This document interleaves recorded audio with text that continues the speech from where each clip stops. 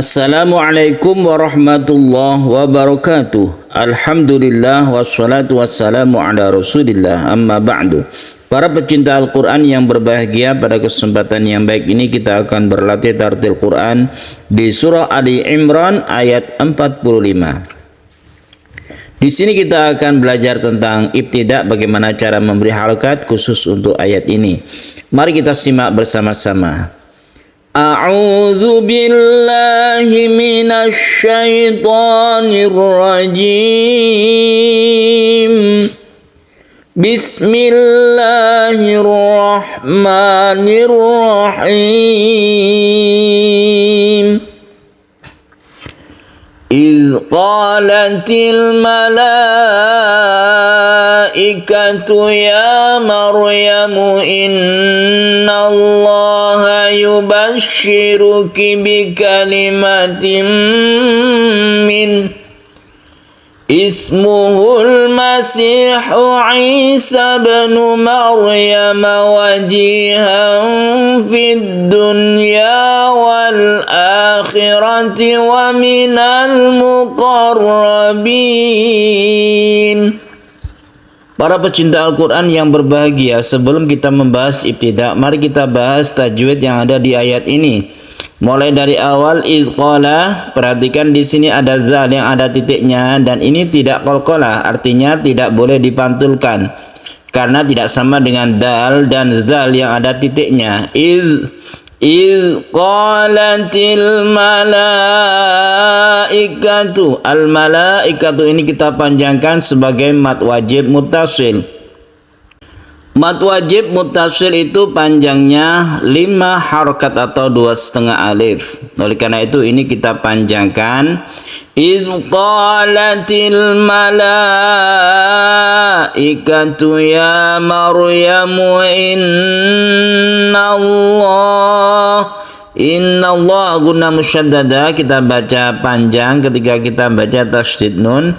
Kemudian lafaz Allah ini disebut dengan lafdzul jalalah yang dibaca tafkhim atau tebal karena sebelumnya ada fathah. Innallaha yubashshiruki bikalimatin min. Kita baca itu ghambi guna, tanwin bertemu dengan mim, kemudian ini ada nun mati bertemu dengan hak, kita baca idhar.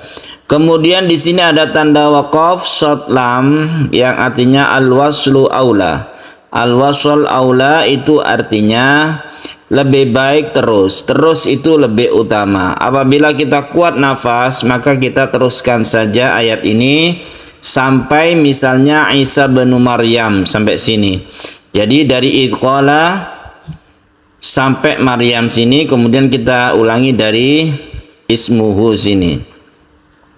Namun apabila kita tidak kuat napas, kita boleh berhenti di sini dan tidak perlu mengulangi lagi. Jadi ibtidaknya itu langsung dari ismuhu ini. Kalau kita tidak kuat nafas, kita berhenti di sini meskipun ada tanda wakaf, lebih baik terus. Ketika kita berhenti di sini, maka kita tidak perlu mengulangi lagi. Lain dengan tanda wakaf lam alif atau wakaf mamnu' atau la waqfa fihi itu. Kalau kita berhenti di sini, maka kita sukun haknya setelah kita idharkan ini bi kalimatin min. Atau kalau kita lanjutkan, misalnya kita kuat nafasnya, maka kita baca haknya ini dibaca kemudian langsung sukun sin. Bikalimatin min husmuhul masihu Isa bin Maryam Isa bin Maryam, baknya ini dibaca qalqalah sughra, kemudian Maryam roknya dibaca tebal. Nah, yang kita pelajari saat ini yaitu cara memberi harokat pada kata-kata ini ya, ismuhu. Kenapa dibaca alif? Maksudnya kenapa dibaca kasroh alifnya ini? Ini disebut hamzah wasol. Kalau wasol tidak dibaca. Kalau kita berhenti di waqaf, maka kita ibtidak di sini dengan membaca harokatnya.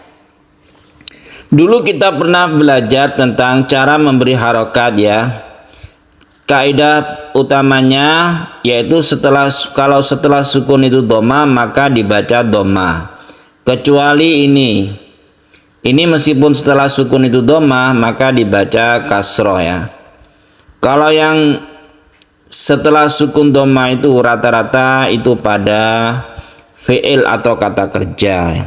Contohnya uqtulu, unduru, kemudian ada di surat Toha itu usdud dan lain sebagainya. Itu semuanya adalah kata kerja dan patokannya itu seperti itu. Itu fi'il amr atau kata kerja perintah. Tapi kalau kita menemukan bukan kata kerja seperti di sini, ini merupakan kata benda atau isim ya. Maka dimulailah dia itu bukan usmuhu tapi ismuhu. Ismun artinya nama.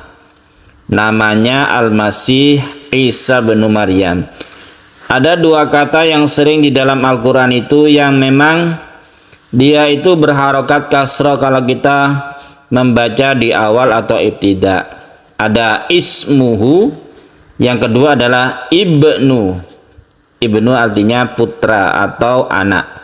Ibnu Maryam, bukan ubnu tapi ibnu kalau kita membaca dari sini, ibnu. Jadi ismu dan ibnu ini dibaca kasroh. Untuk yang lainnya tetap pada kaidah yang kemarin-kemarin kita sudah bahas atau pelajari, yaitu setelah sukun itu doma maka awalnya itu dibaca doma.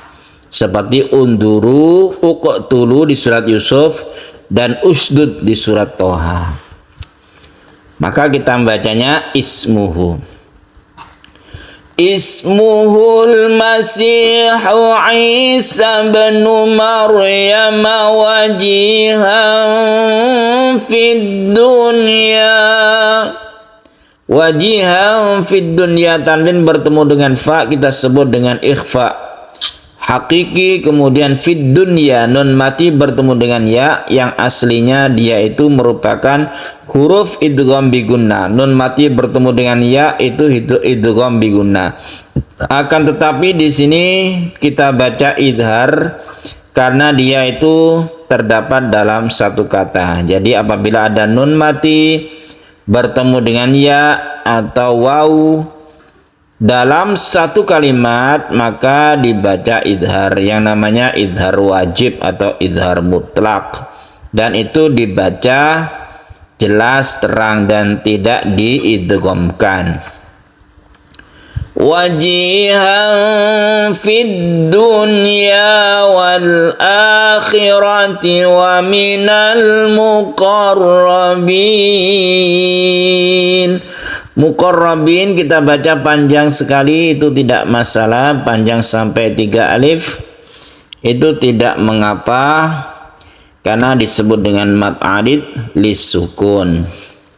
Kita baca dari awal. Il qalatil malaikatu ya Maryamu innallaha yubashshiruki bikalimatin min ismuhul Masihu Isa bin Maryam wajihan fid dunya wal akhirati wa minal muqarrabin. Sadaqallahul azim. Para pecinta Al-Quran yang berbahagia, demikian latihan tartil Quran kita, memberi harokat pada ibtida pada kata-kata ismu dan ibnu. Semoga bermanfaat. Wassalamualaikum warahmatullahi wabarakatuh.